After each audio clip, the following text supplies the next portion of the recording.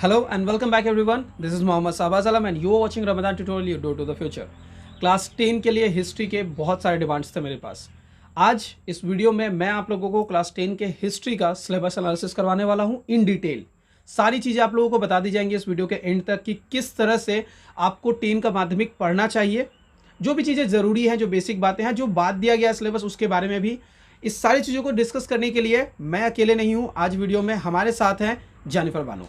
ये डीएवी के history department से है, 11-12 को हिस्ट्री पढ़ाती हैं. वहाँ इनका काफ़ी एक्सपीरियंस रहा है, तो मैंने आज उनसे रिक्वेस्ट किया कि काइंडली आप इस वीडियो में आएँ जहाँ पर हमारे बच्चों को हेल्प करें इस 11-12 के 9-10 के इस नए 10 के सिलेबस को समझने में.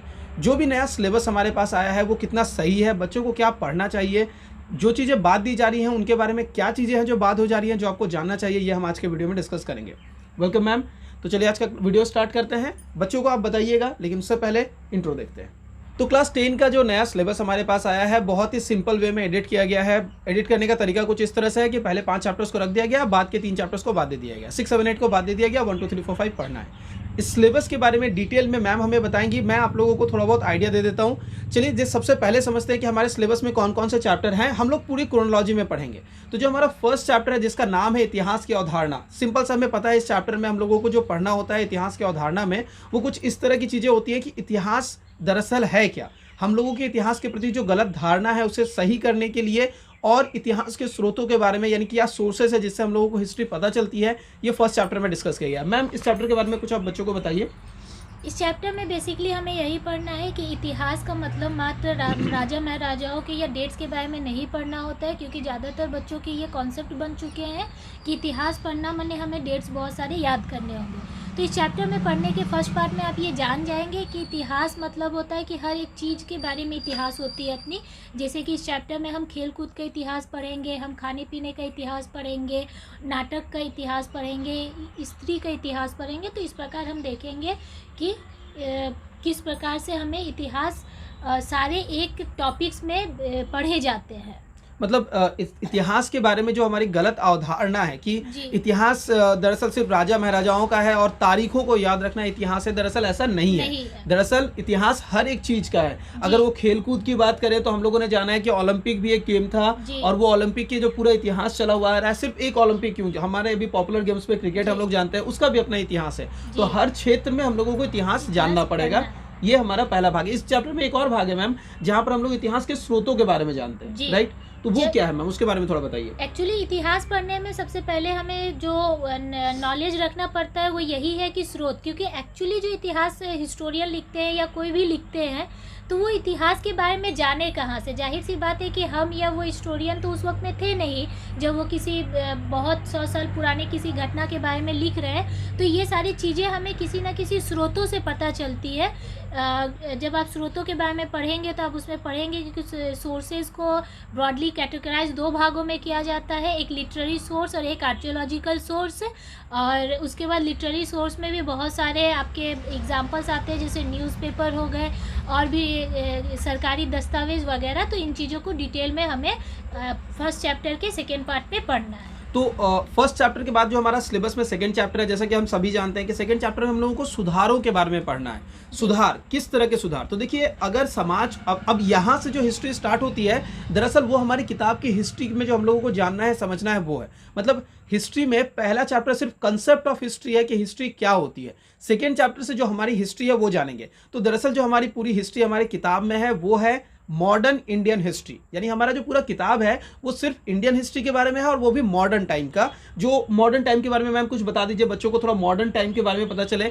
इंडियन तो सब समझते हैं कि इंडियन हिस्ट्री के बारे में जान रहे हैं, लेकिन मॉडर्न हिस्ट्री कब से स्टार्ट होती है, क्या होती है, थोड़ा इस बारे में बच्चों को बता दीजिए. एक्चुअली इतिहासकार इतिहास को ब्रॉडली 3 भागों में डिवाइड करते हैं. हालांकि इसे डिवाइड करने का कोई पैमाना तो नहीं है, फिर भी इतिहासकारों ने अपने सुविधा के आधार पर इसको 3 भागों में डिवाइड कर लिया है.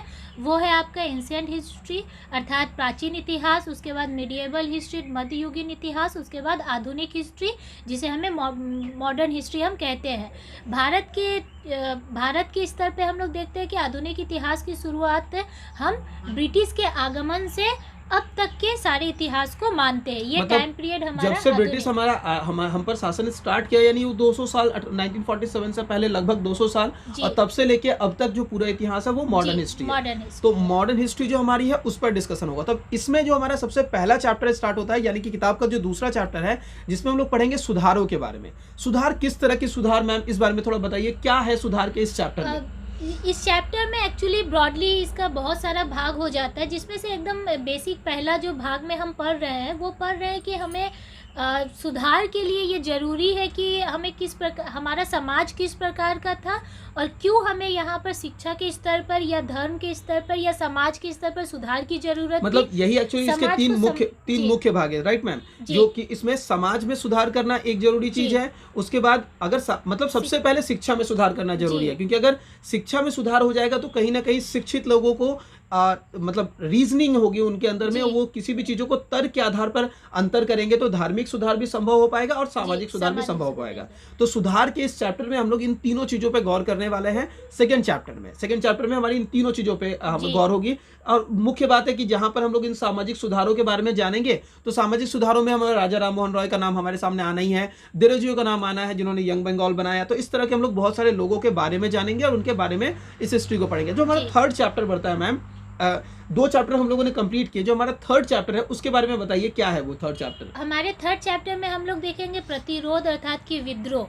लेकिन ये विद्रोह भारतीय इतिहास में बहुत प्रकार का था, जिसमें से थर्ड चैप्टर में हम बेसिकली 3 प्रकार के विद्रोह के बारे में पढ़ेंगे। वो पहला होगा जनजातीय विद्रोह, दूसरा विद्रोह हम देखेंगे धार्मिक विद्रोह, और तीसरा विद्रोह देखेंगे किसान विद्रोह अर्थात। और एक बात आपको याद रखनी होगी कि ये तीनों विद्रोह जो हम थर्ड चैप्टर में पढ़ेंगे, ये विद्रोह कोई भी राजनीतिक स्तर पर बदलाव करने का प्रयास नहीं था लोगों का या उन विद्रोह के नेताओं का, बल्कि वो अपने जनजीवन में जो कष्टों का सामना कर रहे थे वो उसमें मात्र बदलाव चाहते थे, अर्थात कि ये एक क्षेत्रीय विद्रोह था। तो मतलब मैम इस चैप्टर में कहीं ना कहीं वो अंतर, ये जो रेबल वर्ड आता है, जो रिवोल्ट आता है, ये तो 2 अलग अलग वर्ड है, ठीक है? मतलब प्रतिरोध करना अपने हक के लिए और विद्रोह करना जिसमें हम लोग पूरे सामाजिक ढांचे को बदल दें, इस तरह की चीजों को बताया गया। मतलब जो हमारा थर्ड चैप्टर है उसमें हम लोग सिर्फ ये जानेंगे कि जब लोग शिक्षित हो गए, जब सब चीजों में सुधार आ गई, तो कहीं ना कहीं लोगों के मन में था कि हम पर जो अत्याचार हो रहा है अब हम समझने लगे हैं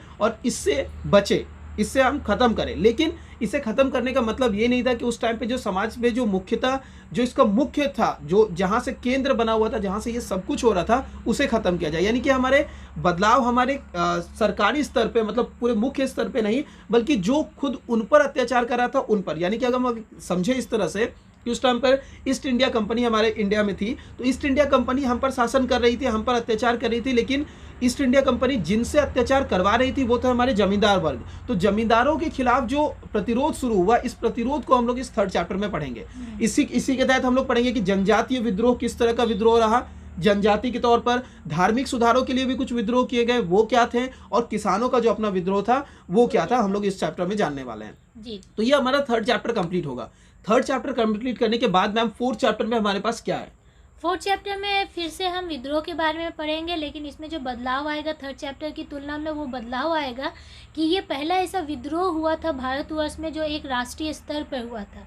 राष्ट्रीय स्तर पर कहने का मतलब है कि इसमें भाग लेने वाले लोग किसी पर्टिकुलर एक क्षेत्र या 2 क्षेत्र के नहीं थे, बल्कि पूरे भारतवर्ष के कोनों कोनों से लोगों ने अपना योगदान इस विद्रोह में दिया था, जिसका नाम था 1857 का विद्रोह। अब इस चैप्टर में हम सबसे पहला टॉपिक जो 1857 के विद्रोह के बारे में पढ़ेंगे वो है हमारा नेचर। इसके नेचर को समझना जरूरी है, लेकिन इसके अलावा यहाँ पर मैं आपको थोड़ा टोकना चाहूंगा। ये जो नेचर शब्द है, ठीक है, प्रकृति, ठीक है, मैं साइंस में से जब बच्चों को डील करता हूँ तो मैं देखता हूँ कि जब मैं उनसे नेचर किसी चीज़ के बारे में पूछता हूँ वो नहीं समझते हैं कि नेचर मतलब क्या होता है। तो अब हमसे पूछा अगर प्रश्न जाए कि 1857 की प्रकृति क्या थी, उसका स्वरूप क्या था, नेचर कैसा था, और अगर हमसे कोई दूसरे क्वेश्चन पूछे जैसे उसके कारण क्या है, तो मैंने बहुत सारे बच्चों के बारे में ये बात सुनी है कि वो करते क्या है, जो कारण है उनको लिख देते हैं। तो क्या ये जस्टिफाइड है, क्या आप ये लिख सकते हैं या ऐसा करना गलत होता है? थोड़ा बच्चों को बता दीजिए। ऐसा करना बिल्कुल भी गलत होता है, क्योंकि उसके कारणों का उल्लेख और इसके स्वरूप के, इसके नेचर के बारे में लिखना, ये टोटली 2 अलग प्रकार के क्वेश्चन है। और नेचर में आपको मुख्यतः क्या लिखना पड़ता है वो ये समझना पड़ेगा कि जब हम किसी विद्रोह का नेचर पूछ रहे हैं, अर्थात आपसे वो पूछना चाहता है कि यह विद्रोह किस प्रकार का था। क्या यह कोई जनजातीय विद्रोह था, क्या यह कोई किसान विद्रोह था, या यह कोई राष्ट्रीय स्तर पर होने वाला प्रथम स्वतंत्रता संग्राम था, या ये धार्मिक किसी उद्देश्य के साथ किया गया कोई धार्मिक विद्रोह। इस प्रकार मतलब के जो हम लोग फोर्थ चैप्टर में देख रहे हैं कि हम लोग 1857 की क्रांति पढ़ रहे हैं, तो क्या 1857 की क्रांति को हम लोग जो थर्ड चैप्टर में पढ़ के आए कि जनजातीय विद्रोह या फिर हम लोग कहते हैं किसान विद्रोह, तो क्या या कोई धार्मिक विद्रोह, क्या इस तरह से इसे कैटेगराइज किया जा सकता है? तो आंसर होता है कि नहीं, ये ऐसा नहीं है। इसे हम लोग नेचर में मेंशन करेंगे। इवन मुझे जितना पता है मैम कि यहाँ पर अलग अलग जो हिस्टोरियंस थे उनका जो इनका वे ऑफ थिंकिंग था उसके बेसिस पे उन्होंने इसे क्लासिफाई किया। लाइक कुछ लोगों ने इसे कहा कि ये सैनिक विद्रोह है, मात्र केवल सैनिकों का विद्रोह है। कुछ लोगों ने इसे प्रथम स्वाधीनता संग्राम का नाम दिया। तो अलग अलग इतिहासकारों ने इसे अलग अलग नाम दिया है और उन्होंने इसे जस्टिफाई भी किया है। तो इसे स्वरूप में लिखना चाहिए, राइट मैम?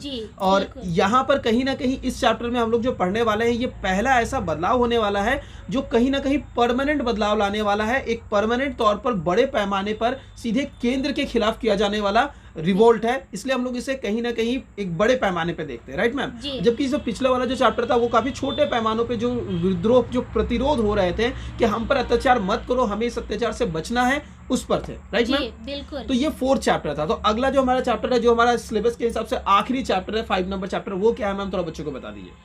आखिरी चैप्टर में हम पढ़ेंगे कि तकनीकी विज्ञान और तकनीकी के हिसाब से शिक्षा में किस प्रकार से बदलाव लाया गया। अर्थात कि अब तक हम लोगों ने सुधार के बारे में पढ़ लिया, विद्रोह जो हुए वो पढ़ लिया, लेकिन अब इसे फैलाना पड़ेगा पूरे भारतवर्ष में हर एक व्यक्ति के पास। तो उसके लिए हमें छपाई की ज़रूरत होगी। तो हम देखेंगे भारतवर्ष में अब क्या हो रहा है, इसे फैलाने के लिए हमारे पास बहुत सारी चीज़ों का आगमन हो जा रहा है। अर्थात कि हम देखेंगे कि भारतवर्ष में तकनीकी विकास हो रहा है, जैसे कि प्रेस का आना। और जब ये प्रेस आया, तकनीकी का विकास हुआ, तो इसमें छपाई के कार्य शुरू हुए। अब एक बड़े पैमाने पे लोग चीज़ों को छापने लगे, ज़्यादा से ज़्यादा वो बुक पब्लिश कर पाए, जिसके कारण डिफरेंट ऑर्गेनाइजेशन, डिफरेंट बड़े स्तर पर कॉलेजेस का निर्माण हुआ और वहाँ पर इन सारी चीज़ों की सुविधाओं को वहाँ पर प्रदान किया गया, जिससे लोग और अधिक जागरूक हो पाए और अपने बारे में वो जान पाए। शायद मैम कहीं ना कहीं इस 5 नंबर चैप्टर को हम कह सकते हैं कि ये 4 नंबर चैप्टर में जो हम लोगों ने पढ़ा 1857 की क्रांति, जो एक बहुत बड़ा विद्रोह था, कहीं ना कहीं देश आज़ाद होते होते रह गया था उस 1857 में। उसके बाद भी 90 साल लगे हमें आज़ाद होने में, लगभग 1947 में। तो लगभग हमारे पास 90 साल का वक्त आ रहा है जिसमें हम लोगों को तब भी प्रतिरोध करना पड़ा आज़ादी के लिए। तो इस 90 साल के दौरान जो देश में जो चीज़ें बदलाव हुई वो कुछ इस तरह से की गई कि 1857 की क्रांति क्यों फेल हो गई, क्यों हमें उसे आज़ादी नहीं मिली। तो उसके पीछे अलग अलग वजह पता चले और पता चला कि कहीं ना कहीं 1857 का क्रांति केवल अपने निजी स्तर पर निजी इच्छा को पूर्ति करने के लिए किया गया था। यहाँ पर राष्ट्रवाद नहीं था। और इस राष्ट्रवाद की चीज़ों को फैलाने के लिए कि राष्ट्रवाद बढ़े, इस चैप्टर में बहुत कुछ दिखाया गया। जैसे कि भारत माता का चित्र बनाना, भारत माता के चित्र बना के राष्ट्रवाद को जन्म देना और राष्ट्रवाद के प्रति लोगों की श्रद्धा को पैदा करना। और हम गुलाम, मतलब हमारा देश गुलाम है, हम गुलाम नहीं है, इस चीज को समझाना कि हमारी गुलामी का मतलब हमारा देश गुलाम है। ये राष्ट्रवाद का विचार जो बच्चों में, जो उस वक्त के लोगों में आया, ये लाने के लिए ये 5 नंबर चैप्टर है, ताकि सब लोगों को बातें फैलाई जाए। प्रेस का आना और तकनीकी विकास से हम लोगों ने ये जरिए ये चीजें पूरे भारतवर्ष में ये फैलाई गई। तो मैम इसके बाद की जो चैप्टर्स हमारे पास है जिनको बाद दे दिया गया 6, 7 और 8, ठीक है मैम, इसके बारे में आपका क्या कहना है? 6, 7 और 8 में हम लोगों को क्या चीज़ें बाद दे दी गई हैं, इसके बारे में थोड़ा बच्चों को आइडिया दे दीजिए। क्योंकि कुछ बच्चे ऐसे हैं जो इस वीडियो को देख रहे हैं, जो अब तक देख रहे हैं, डेफिनेटली वो हिस्ट्री में इंटरेस्टेड है, इसीलिए वो इतिहास के इस वीडियो को अब तक देख रहे हैं। तो वो चाहते होंगे कि 6, 7, 8 में जो चीज़ें उनसे बाद दे दी गई हैं वो उसके बारे में भी थोड़ी तैयारी कर लें और इसका क्या असर पड़ेगा आने वाले में। तो मैम ये प्रश्न बाद में बताइए, बता दीजिए पहले कि 6, 7, 8 में क्या चीज़ें हैं जो बाद दे दी गई हैं। 6 और 7 चैप्टर में हमें 1857 के विद्रोह के बाद भी भारतवर्ष को स्वतंत्र कराने के लिए बहुत से आंदोलन किए गए थे, जैसे कि आपके बंग भंग आंदोलन है, असहयोग आंदोलन है, डांडी मार्च है, भारत छोड़ो आंदोलन है। इस प्रकार के बहुत सारे आंदोलन थे। तो बेसिकली 6 चैप्टर में हम लोग पढ़ेंगे कि ये आंदोलन क्या थे, कब हुए थे, उसके नेता कौन थे और इस आंदोलन में छात्रों की और महिलाओं की क्या भूमिका रही थी। इसके बारे में हम लोग 6 चैप्टर में पढ़ेंगे और 7 चैप्टर में भी हम सेम आंदोलन के बारे में पढ़ेंगे, लेकिन इसमें किसान और मजदूर वर्ग की क्या भूमिका रही थी हमें इस बारे में चैप्टर नंबर 7 में पढ़ना है। और ये भी देखना है कि ये सारे जो विद्रोह हुए या ये सारे जो आंदोलन हुए थे, उन आंदोलन के नेताओं ने किस प्रकार से किसान वर्ग को या मजदूर वर्ग को अपने आंदोलन में शामिल करने का प्रयास किया था। तो लास्ट के 6 और 7 चैप्टर में हम ये पढ़ेंगे।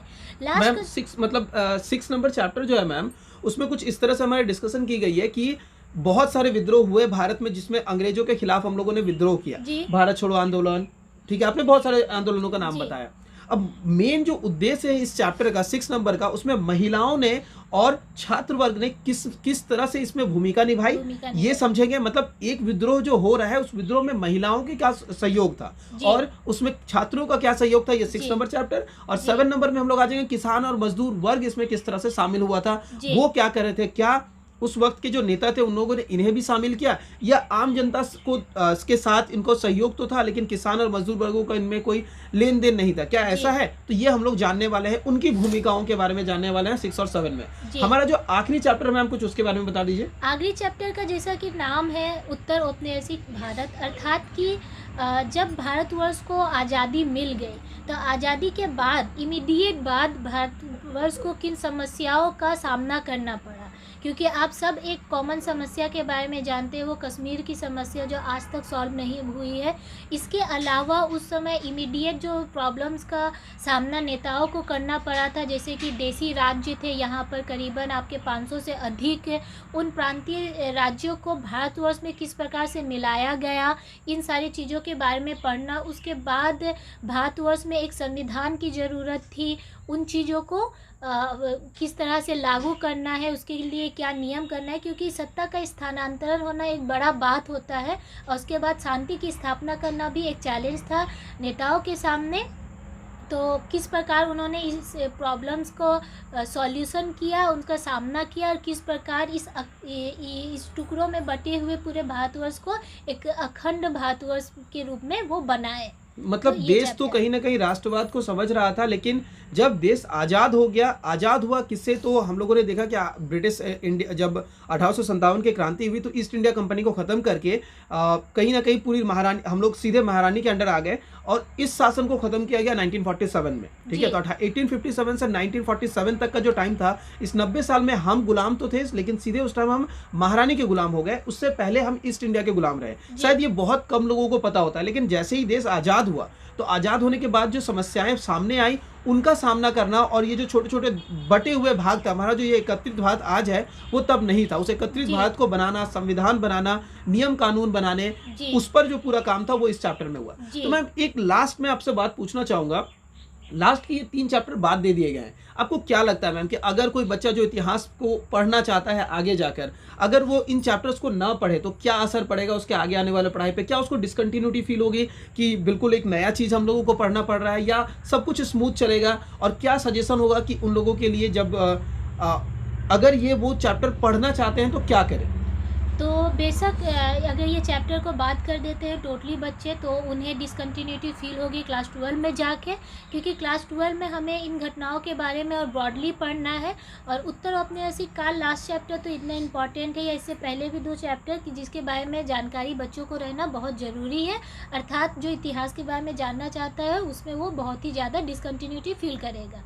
अब अगर सजेशन के रूप में मैं बोलना चाहूँ तो मैं यही बोलूँगी कि माध्यमिक परीक्षा देने के बाद आपके हाथ में जितना भी समय आपको मिलता है, उस समय के दौरान आप कम से कम इस चैप्टर को एक बार गो थ्रू ज़रूर कीजिएगा, क्योंकि आपको उन आंदोलन के बारे में जानना बहुत ज़रूरी है, उनमें उन लोगों की भूमिकाओं के बारे में जानना, और ख़ासकर आपको अंत वाला चैप्टर उत्तर औपनिवेशिक काल में किस प्रकार के प्रॉब्लम्स का सामना करना पड़ा, किस प्रकार के नेताओं ने किस प्रकार बहादुरी के साथ उन समस्याओं का समाधान किया, ये जानकारी आपको हमेशा होनी बहुत ज़रूरी है, क्योंकि ये एक जीके का भी बहुत अच्छा पार्ट होता है। कहीं ना कहीं मैं मुझे ऐसा लगता है कि अगर ये जो आखिरी चैप्टर है अगर आप नहीं पढ़ते हैं तो 11-12 में जाके जब आपको पॉलिटिकल साइंस पढ़ना पड़ेगा तो आपको बहुत ज़्यादा डिसकंटिन्यूटी फील होगी, और 12 में जाके हिस्ट्री का जो मेन पोर्शन है, मेजर पोर्शन है, वो कहीं ना कहीं इसी का एक ब्रॉड फॉर्म है, तो आप लोगों को वहाँ पर भी प्रॉब्लम फेस होगा, राइट मैम? जी।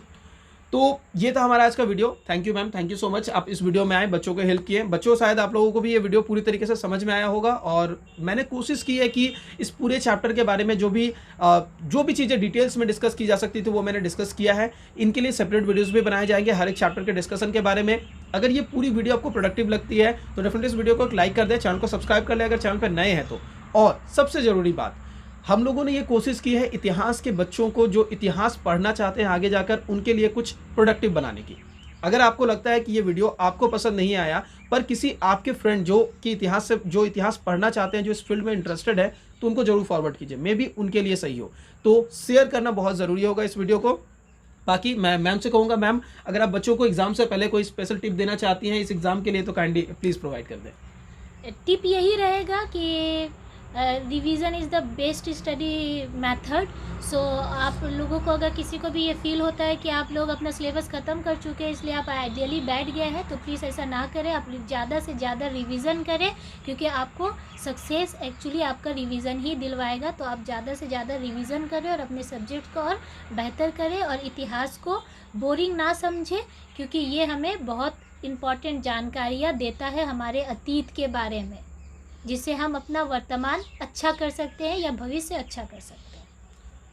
तो थैंक यू मैम। इसके साथ Thank हम you. इस वीडियो में यहीं कंप्लीट करते हैं। Thank you ma'am and thank you everyone. चलिए आज का वीडियो हम यहाँ एंड करते हैं। मिलते हैं अगले वीडियो में। Till then just to take care. Thank you so much.